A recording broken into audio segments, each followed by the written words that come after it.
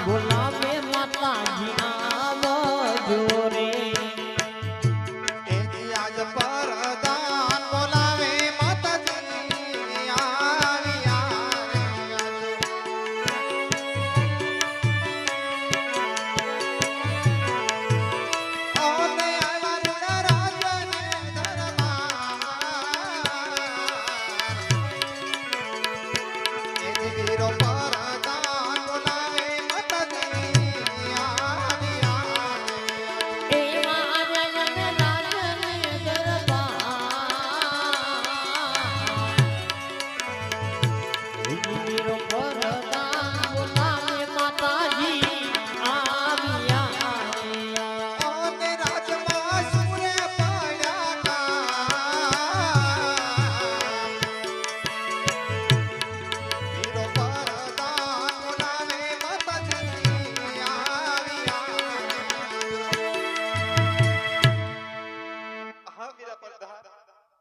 કોઈ દિવસ નહીં આજે રાજમાં બોલાવવાનું કારણ મીરા માતાજી આપણે મહારાજે બોલાવે છે હા પ્રધાન હે આજે સતી રે આવીને રાઈને ગામડો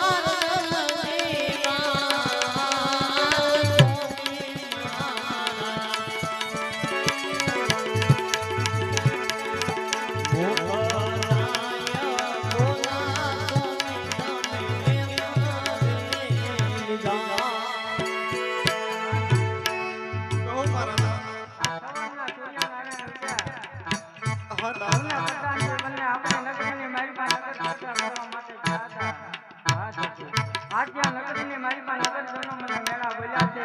હું તમને આની વિગતસર વાત કરું છું, તમારે જાણશે સાંભળજો. કહો મારા નાથ.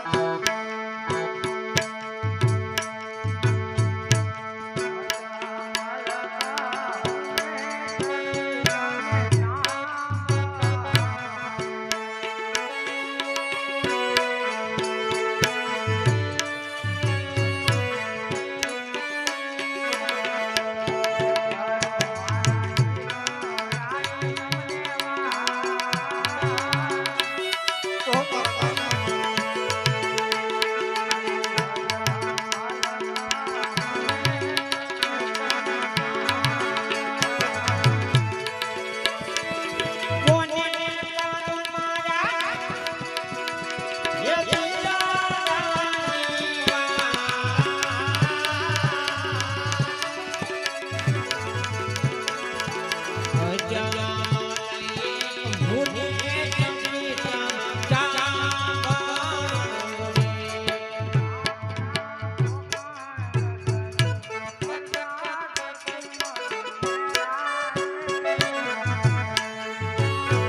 મારા નાથ.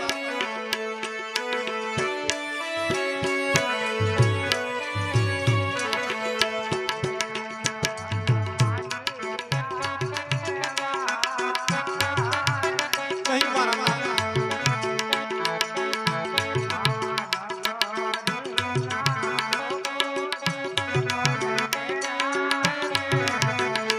એ અજમલ વાગિયા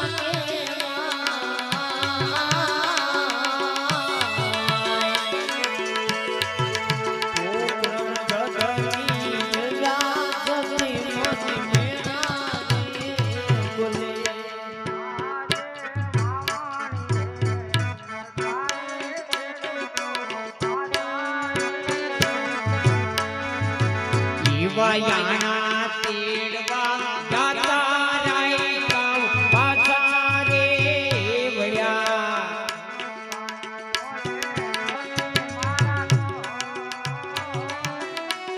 કહો મારા નાથ.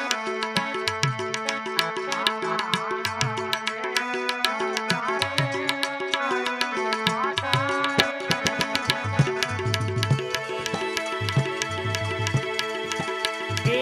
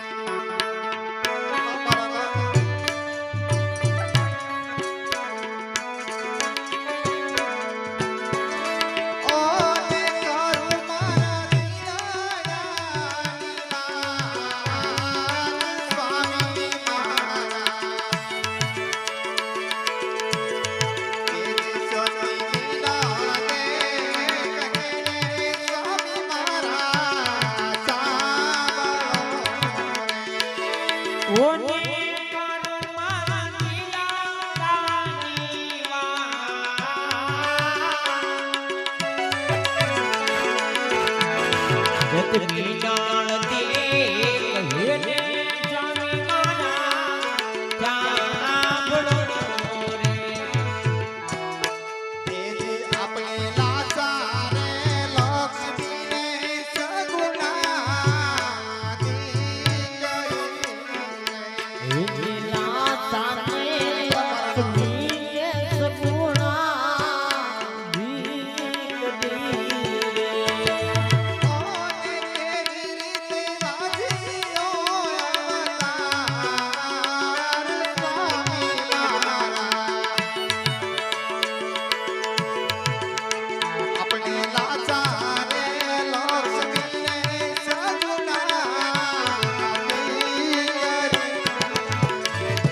ઓ કેવી રીતે વાંજિયા દેવાય સ્વામી મારા. માતાને લક્ષ્મીએ સગુણા ભીખ દી રે.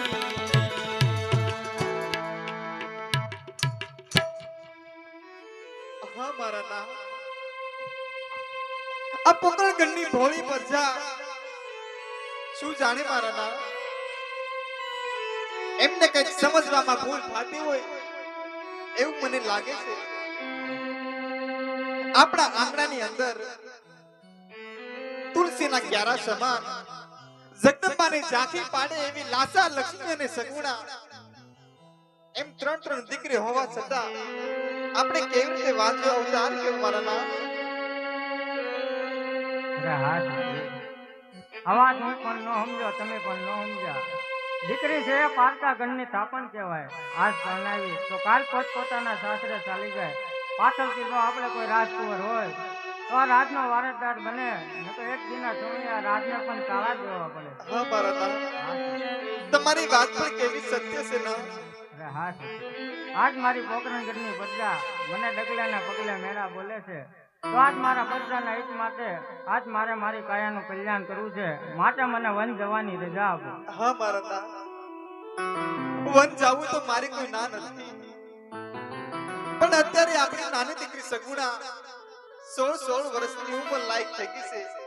દીકરી સગુણાના ઘડિયા લગ્ન લેવરાવો, સગુણાને સાસરે વળાવી પછી રાજી ખુશીથી વન જાય. આ વાંજ્યા વિયોગમાં દીકરી સગુણાના લગ્ન પણ ભૂલી જાઓ. માટે એની તમે જરા ચિંતા ના કરો. હમણાં હું આપણા રાજભવન માંથી રાજભવનને બોલાવીને બેન સગુણાના ઘડિયા લગ્ન લેવડાવું. હા બહુ સારું. અરે હા પ્રધાનજી.